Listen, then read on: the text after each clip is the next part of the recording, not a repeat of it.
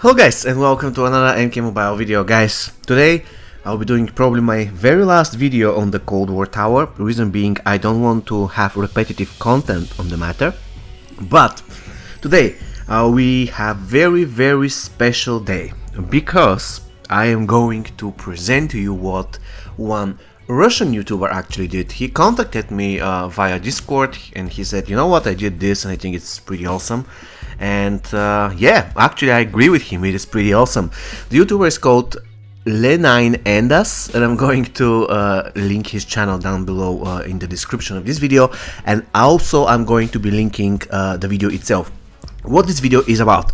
It is about Battle 160, the notorious Battle 160. So far, we established that in order to beat this stage you need either the Jade or absolutely maxed out epic tower equipments or treacherous Tanya.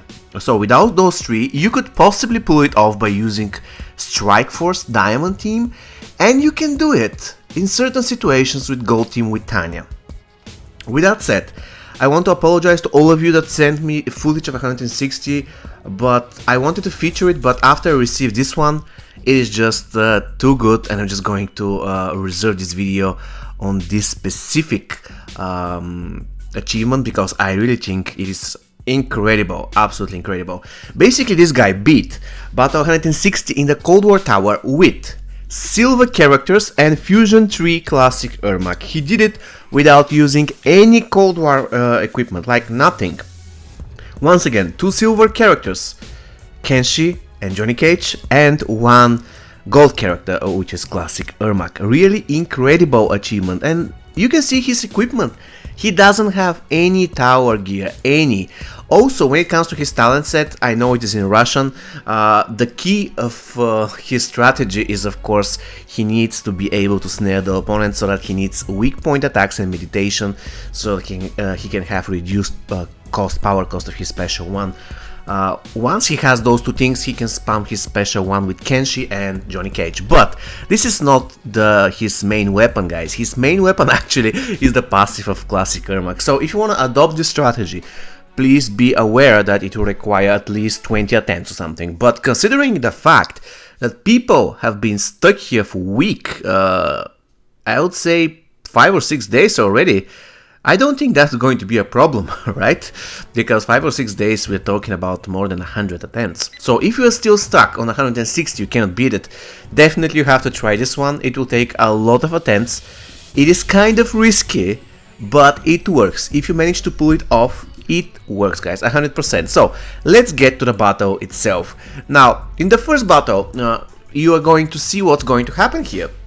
Basically, we're dealing some damage to Assassin Scarlet, but this damage is, look at this, it is like a dent, guys, nothing. Scarlet, she just lives full HP. We do one special one, another special one, and her health bar just doesn't move. So it is not about the special one damage, it is about Classic Ermac's damage. Sooner or later, Classic Ermac is going to melt them all. What we shouldn't let happen in this strategy, guys, is, as you can see, he's not even caring about the minigame. It doesn't matter, because it will deal some extra damage, but really doesn't matter. So what we are trying to achieve is to bring them all down until they are so low that we are going to die by 1 mini hit. However, we have to make sure that we don't get killed by Shansung. This is the reason why we keep Scarlet alive, and this is the reason that after Classic Ermac passive is gone, it expires at some point, then we just let Scarlet kills us, because we know that the 3 characters by themselves alone, they don't deal any damage whatsoever.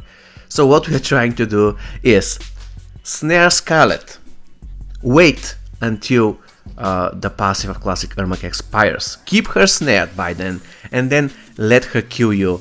Basically, this is the strategy, extremely useful strategy, very clever strategy, but as you can see in Battle 2, the unthinkable happens, and Scarlet actually evades our snare. Scarlet manages to escape, then Shansung comes in and kills all 3 of our characters, which is a shame, because by doing this, he will actually regain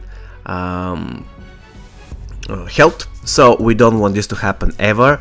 But if this happens, well, unfortunately, then you have to start over by taking him health sliver by sliver, let's go this way.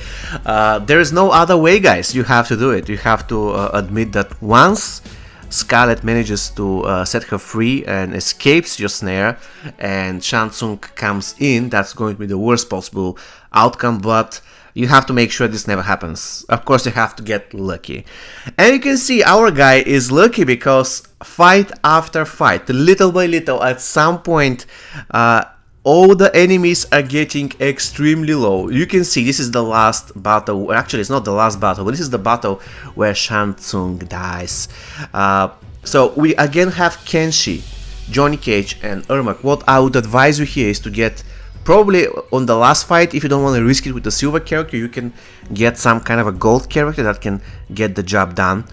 For example, Combat Cup Johnny, or it doesn't matter. Combat Cup Johnny and Warlock Quan Chi, just to keep Combat Cup Johnny alive, because the moment Assassin Scarlet tags out, Combat Cup Johnny should be able to one-shot kill the other two bosses, especially Shang Tsung, because it takes him some time when he tags in. It takes him some time to shift the form, to transform into one of your characters, and you can use this time slot in order to just finish him. This is so easy.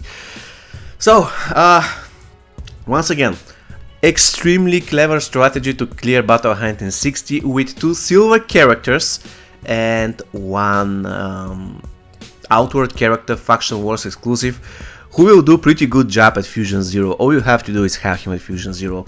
And this Johnny Cage, the silver Johnny Cage, is not really paramount. You can swap him for any other Johnny Cage. It doesn't matter. For example, it can be A-list Johnny Cage, it can be stun double Johnny Cage, and so on and so on.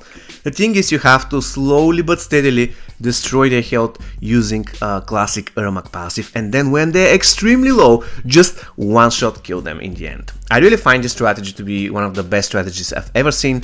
Once again, you need to spend a lot of attempts in order for this thing to work. I would say that you cannot really do it all the time with a gold character. I just said that you can use gold character, but this is not really the case, because the gold character doesn't die that fast, and you need to get killed as soon as classic Ermac passive expires. And if you have gold character, a gold character won't die that fast. So the 2 silvers are pretty important until you get to the final battle, when Shang Tsung and Sub-Zero are really low. Then of course I think you can get a gold character so that you can guarantee that they're going to go down. But still, if you just follow the video step by step, I think that you can clear this stage. And I believe that this strategy will be applicable for everybody. After all, everybody should have Kenshi and Johnny Cage maxed. Actually, they don't even have to be maxed out. They have to be there just to snare this girl, and classic Ermac will do the job in the background. Okay guys, I really hope you found this useful. See you next time. Take care and stay safe.